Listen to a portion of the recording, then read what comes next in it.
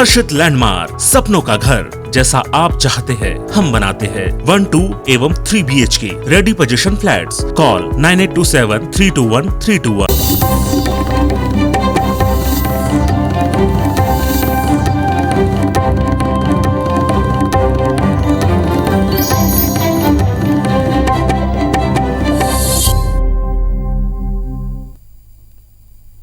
नमस्कार, स्वागत है आप सबका। मैं पुनीत पाठक और मध्य प्रदेश के इस बुलेटिन में दिन भर की प्रदेश की बड़ी खबरें विस्तार से देखते हैं। केंद्रीय कैबिनेट ने मध्य प्रदेश को बड़ी सौगात दी है। प्रधानमंत्री नरेंद्र मोदी की अध्यक्षता में कैबिनेट मीटिंग हुई, जिसमें केंद्र सरकार ने रेलवे के 2 प्रोजेक्ट को मंजूरी दी है। केंद्रीय मंत्री अनुराग ठाकुर ने जानकारी देते हुए बताया कि नीमच रतलाम रेलवे लाइन के दोहरीकरण को मंजूर किया है। 133 किलोमीटर लंबे रूट की डबलिंग को मंजूरी दी गई है। करीब 1095 करोड़ की लागत से इस परियोजना को मार्च 2025 तक पूरा किया जाएगा। 3 अलग अलग चरणों में इस परियोजना पर काम होगा। नीमच रतलाम लाइन अभी सिंगल लाइन है और इसकी वजह से 150% ज़्यादा भार इस रूट पर रहता है। इस रेलवे लाइन के डबल हो जाने के बाद इस रूट पर यात्री ट्रेनों, मालगाड़ियों को काफ़ी फायदा होगा। ट्रेनों की लेट लतीफ़ी से यात्रियों को छुटकारा मिलेगा।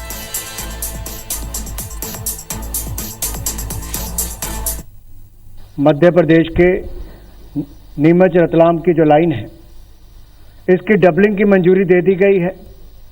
133 किलोमीटर की रेलवे लाइन के ऊपर लगभग 1096 करोड़ रुपया डबलिंग पर खर्च होगा। इस पर इन्वेस्टमेंट होगी। मध्य प्रदेश उपचुनाव की तारीखों के ऐलान के बाद सियासी सरगर्मी बढ़ गई है। मुख्यमंत्री शिवराज सिंह चौहान ने भी अपने दौरे तेज कर दिए। जनदर्शन कार्यक्रम के तहत मुख्यमंत्री टीकमगढ़ पहुंचे। यहां गौर में आयोजित जनसभा को संबोधित करते हुए कहा कि पृथ्वीपुर और टीकमगढ़ जिले के विकास में कोई कसर नहीं छोड़ी जाएगी। सीएम ने पेंडिंग कामों को पूरा करने के लिए आगामी उपचुनाव में बीजेपी को जिताने की अपील की। इस दौरान उन्होंने पिछली कांग्रेस सरकार पर जमकर निशाना साधा। इधर नेताओं के बीच जुबानी जंग तेज हो गई है। गृह मंत्री नरोत्तम मिश्रा ने कांग्रेस पर गुटबाजी को लेकर चुटकी ली, तो कांग्रेस विधायक पीसी शर्मा ने पलटवार करते हुए दावा किया कि कांग्रेस दमोह मॉडल पर उपचुनाव जीतेगी। जबलपुर से कांग्रेस विधायक संजय यादव ने बड़ा दावा किया। उनका कहना है कि प्रदेश में बीजेपी सरकार की हालत 2003 की कांग्रेस सरकार की तरह हो गई। बीजेपी को इस बार 15 साल की नाकामियां भारी पड़ेंगी। कांग्रेस ने खंडवा लोकसभा उपचुनाव के लिए पूर्व मंत्री मुकेश नायक को प्रभारी और राजकुमार पटेल को सह प्रभारी बनाया। वहीं कांग्रेस विधायक सज्जन सिंह वर्मा का कहना है कि सभी सीटों पर प्रत्याशियों के नाम तय हो चुके हैं। 2 अक्टूबर को कांग्रेस प्रदेश अध्यक्ष कमलनाथ दिल्ली दौरे से भोपाल लौटेंगे और इन दावेदारों के घोषणा कर सकते हैं। जन कल्याण के कार्यक्रम चलेंगे। मतलब कांग्रेस जो अच्छे खासे जनता की सेवा के कार्यक्रम चल रहे हैं उनको भी बंद करवाना चाहती है क्या? विकास के काम चल रहे हैं उनको भी बंद करवाना चाहती। खुद तो विकास किया नहीं, हम कर रहे हैं तो शिकायतें कर रहे हैं। 3 सीटों में से कितनी सीटें किया नहीं, 3 सीटों में तुम्हें भी नहीं करने देंगे। अरे हम तो करेंगे। देखिए, कांग्रेस का निर्माण गुटों के आधार पर हुआ है, कार्यकर्ता के आधार पर नहीं हुआ। और इसलिए कमलनाथ जी अपने गुट के लोगों से, यहाँ तो गुट के हैं, कमलनाथ गुटका, दिग्विजय गुटका, पचौरी गुटका, राहुल गुटका, अजय सिंह गुटका, ये गुटके हैं कांग्रेस के अंदर गुटके। उपचुनाव को लेकर कांग्रेस की पूरी तैयारी है। मंडलम सेक्टर और वहाँ के प्रभारी, किसान परेशान है, बीज मिले नहीं, खाद सातवें आसमान पे, ये सब बातों को लेकर कांग्रेस पार्टी उतरेगी। और जिस तरह से दमोह की तर्ज पर हम चारों चुनाव जीतेंगे। 2003 में कांग्रेस ने अगर गलती की थी तो उससे बड़ी नाकामी भारतीय जनता पार्टी की है। इसके कारण आपने 15 साल 2003 का बता के 15 साल काटे। हम तो 15 साल बता के 30 साल काटेंगे। पहले से हमारे यहाँ सारा काम का बंटवारा हो गया है। उसके अनुसार सभी लोग अपने अपने क्षेत्रों में जिनको जहाँ जिम्मेदारी दी गई है वो सब अपना अपना वहाँ संभाल रहे हैं और पूरी तरह से हम लोग चुनाव के लिए तैयार हैं। हाईकमान ही बताएगा। लोकसभा और विधानसभा के उम्मीदवार हमारे लगभग तय हो गए, सर्वे रिपोर्ट आ गई है और हो सकता है कि 2 अक्टूबर को कमलनाथ जी भोपाल आ रहे हैं। हो सकता है उम्मीदवारों की सूची भी लिखा है। मध्य प्रदेश में खंडवा लोकसभा, जोबट, पृथ्वीपुर, रैगांव विधानसभा उपचुनाव बीजेपी के लिए अग्नि परीक्षा से कम नहीं। इन उपचुनाव को सत्ता का सेमीफाइनल कहा जा रहा है, लेकिन सत्ता की सेमीफाइनल के साथ बीजेपी मिशन 2023 की तैयारियों में जुट गई है। आदिवासी मतदाताओं पर उनका पूरा फोकस है। उन इलाकों में ज्यादा ध्यान दिया जा रहा है जहां आदिवासियों की संख्या अधिक है। बीजेपी ने जैस और गोंडवाना पार्टी के बढ़ते प्रभाव को कम करने के लिए भी विशेष योजना पर काम शुरू कर दिया है। उपचुनाव के बीच बीजेपी 5 अक्टूबर को धार, बड़वानी या झाबुआ में आदिवासियों का बड़ा सम्मेलन करने की तैयारी में। इसके अलावा भोपाल में भी आदिवासियों का बड़ा महाकुंभ करने की बीजेपी तैयारी कर रही है।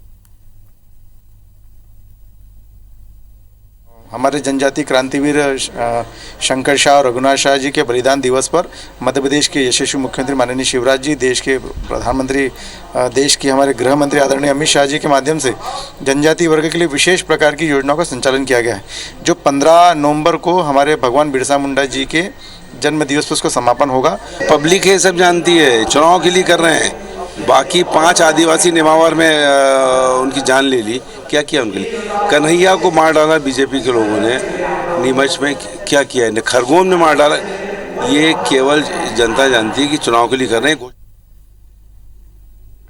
मध्य प्रदेश के 3 जिलों में 4 नई तहसीलों के गठन के बाद कांग्रेस ने इसे आचार संहिता का उल्लंघन करार दिया और चुनाव आयोग में इसकी शिकायत दर्ज कराई। कांग्रेस ने प्रदेश सरकार पर आचार संहिता और प्रक्रियाओं के उल्लंघन का आरोप लगाया। कांग्रेस चुनाव आयोग प्रभारी जीपी धनोपिया ने कहा कि आचार संहिता और प्रक्रियाओं का उल्लंघन करते हुए राज्य सरकार ने इन नई तहसीलों का गठन किया। इसके लिए विधिवत रूप से कोई अधिसूचना जारी नहीं की गई थी और न ही एपीसी की मीटिंग हुई है। कांग्रेस ने चुनाव आयोग से इस मामले में कार्रवाई करने की मांग की। खंडवा जिले में किल्लौद और मूंदी 2 नई तहसीलें और बुरहानपुर जिले में धूलकोट को नई तहसील बनाने को मंजूरी दी गई। टीकमगढ़ जिले में दिगौड़ा तहसील के गठन को भी पास किया है, मंजूरी दी है।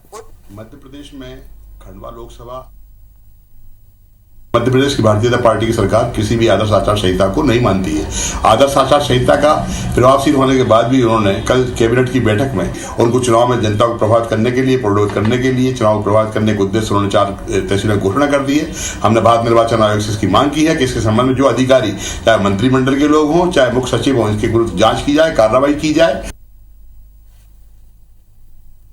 कैबिनेट में जाने के पहले एपीसी की मीटिंग में जाता है और उसमें निर्णय होता है फिर। लेकिन आपने चुनाव की घोषणा के बाद नियमों के विरुद्ध आपने एक तो तहसील की घोषणा की, इसमें आचार संहिता का उल्लंघन किया। माननीय मुख्यमंत्री के ऊपर, उनकी कैबिनेट के ऊपर आचार संहिता का उल्लंघन का मामला तो दर्ज करा ही, अधिकारी ने कृत किया है, उनके ऊपर भी मामला कायम होना चाहिए। मध्य प्रदेश में उपचुनाव की घोषणा के साथ ही कांग्रेस ने सरकार के स्वराज अभियान पर रोक लगाने की मांग की। कांग्रेस ने चुनाव आयोग को बताया कि इन कार्यक्रमों में बड़ी बड़ी घोषणाएं की जाती हैं जिससे चुनाव प्रभावित हो सकता है, इसीलिए इन कार्यक्रमों पर रोक लगाई जाए। प्रदेश सरकार पीएम मोदी के जन्मदिन 17 सितंबर से 7 अक्टूबर तक जन कल्याण से स्वराज अभियान बना रही है।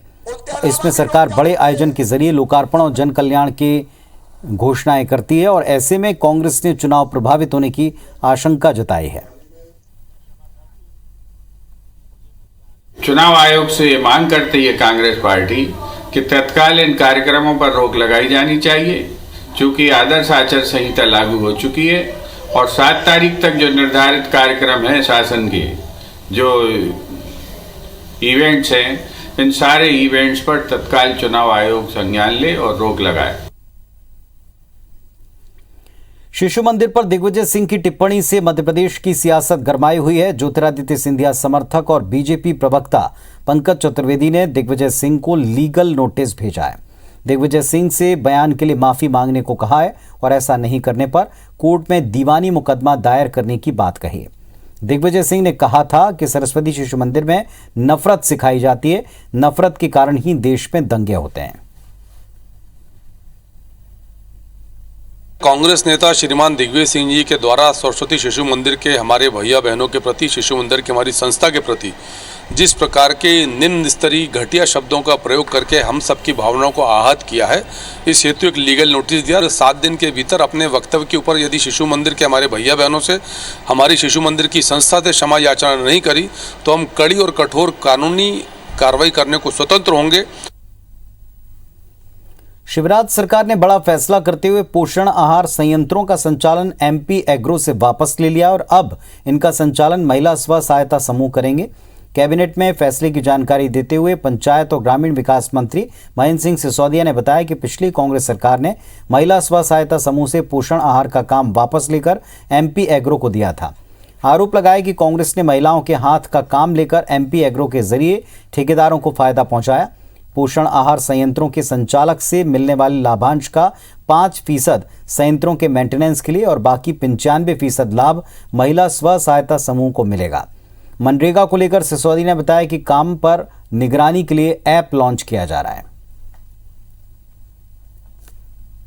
2018 में भी स्वयं सहायता समूह के द्वारा ही ये कार्य किया जाता था, किंतु कमलनाथ जी की सरकार आने के बाद इसमें परिवर्तन किया गया। स्वयं सहायता समूह के से इस काम को छीनकर एमपी एग्रो को दिया गया, जिससे कि ठेकेदारों को उपकृत किया जा सके। प्रदेश किसान कांग्रेस अध्यक्ष दिनेश गुर्जर ने राज्य सरकार पर आरोप लगाया है। उन्होंने कृषि मंत्री नरेंद्र सिंह तोमर पर भी जुबानी हमला बोला। कहा कि हरदा में किसानों के बैंक खाते सीज कर दिए गए, किसान परेशान हैं, लेकिन सुनने वाला कोई है नहीं। केंद्रीय मंत्री नरेंद्र सिंह तोमर ने कहा कि अगर कार्रवाई हुई है तो उसका सही कारण भी होगा। कहा कि किसानों को विद्युत विभाग का पैसा समय पर देना चाहिए।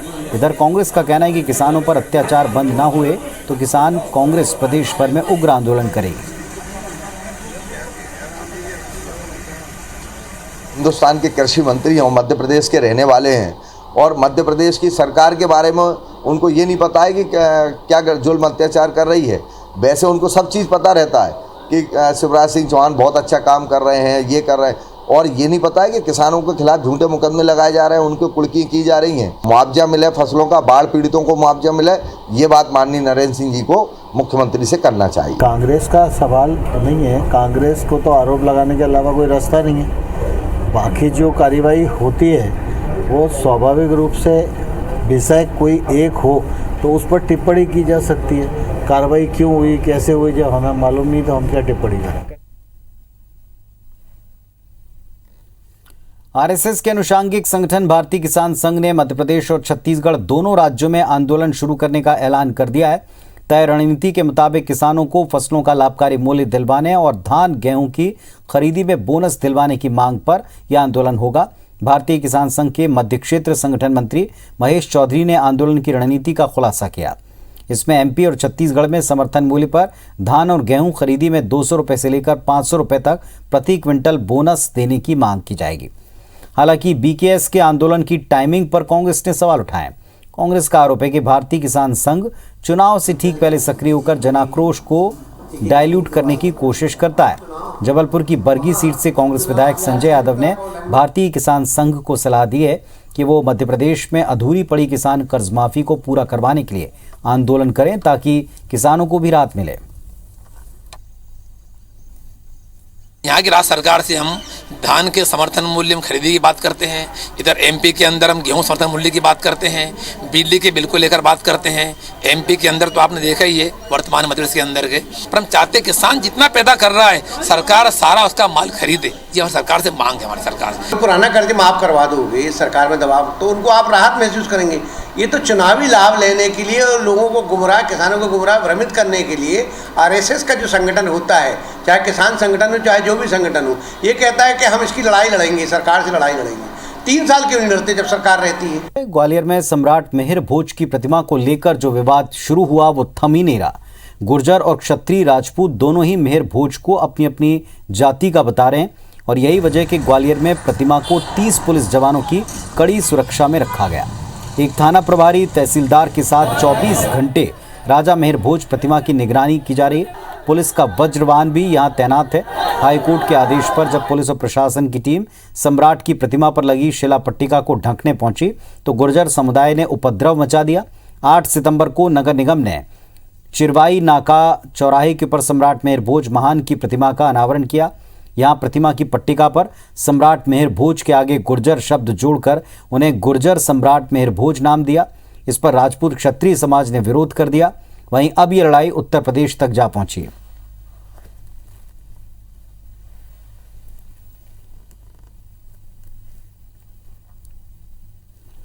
बढ़ती महंगाई, छात्रवृत्ति और बेरोजगारी को लेकर एनएसयूआई ने सतना से भोपाल तक साइकिल रैली निकाली।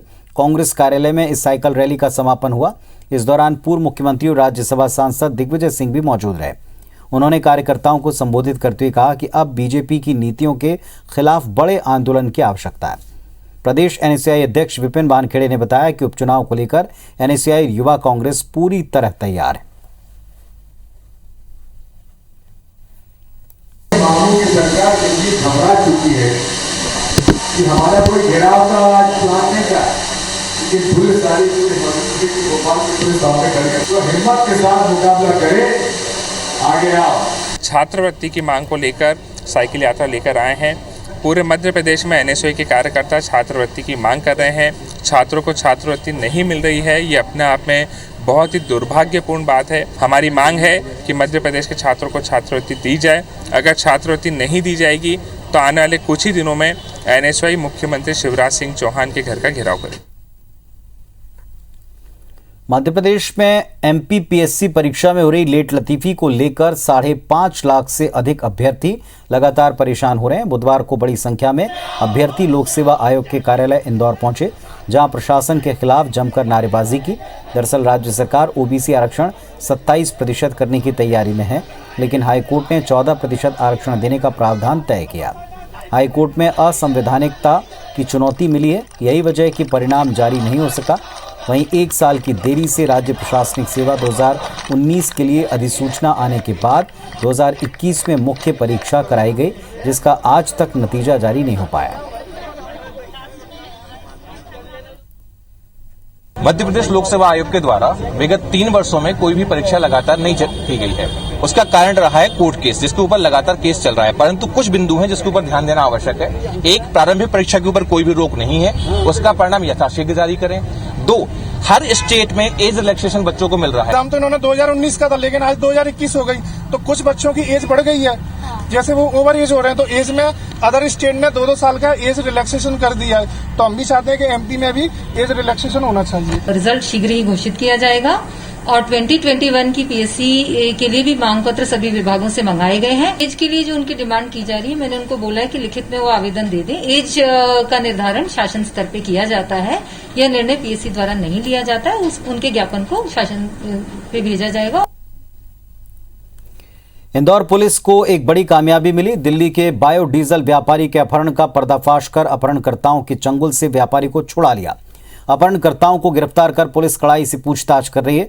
फरार आरोपियों की तलाश जारी है। बाणगंगा थाना पुलिस को सिकंदर सचदेवा के अपहरण की जानकारी मिली। कुछ ही घंटों में पुलिस आरोपियों तक पहुंच गई। कुक्षी के एक होटल से पुलिस ने व्यापारी को छुड़ा लिया। मामले में क्राइम ब्रांच ने शराब तस्करी से जुड़े एक आरोपी को भी पकड़ा है। बताया जा रहा है कि व्यापारी सिकंदर से आरोपी सुखराम का रुपए का लेन देन था, जिसके चलते व्यापारी कई दिनों से आरोपी सुखराम का फोन नहीं उठा रहा था। आरोपी अलीराजपुर के पूर्व विधायक का रिश्तेदार बताया जा रहा है।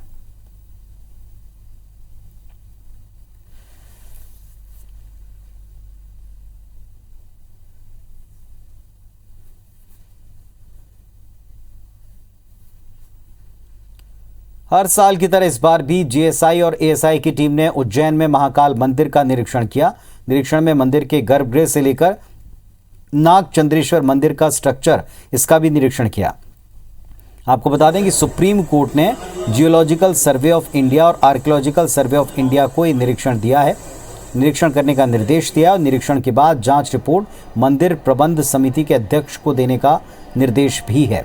रिपोर्ट के आधार पर महाकालेश्वर मंदिर में पूजन पाठ में अर्पण होने वाले पंचामृत और अन्य सामग्री का उपयोग किया जाएगा।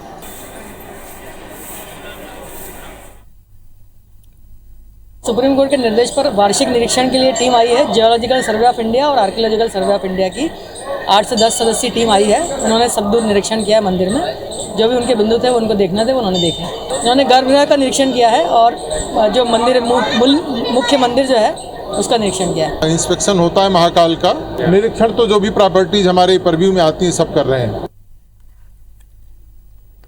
पिपरिया के सतपुड़ा टाइगर रिजर्व में एक हफ्ते से हाथियों का उत्सव मनाया जा रहा है, जिसे पुनर्योगविनीकरण सप्ताह भी कहा जाता है और इससे हाथियों को वीआईपी की तरह सारी सुविधाएं दी जाती हैं।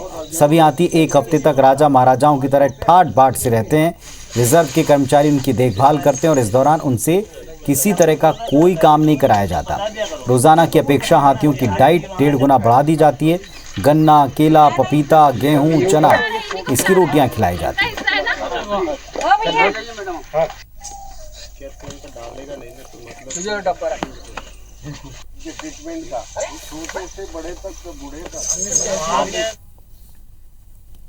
तो इस बुलेटिन में फिलहाल इतना ही। खबरों अपडेट्स के लिए आप देखते रहें IBC 24। नमस्कार।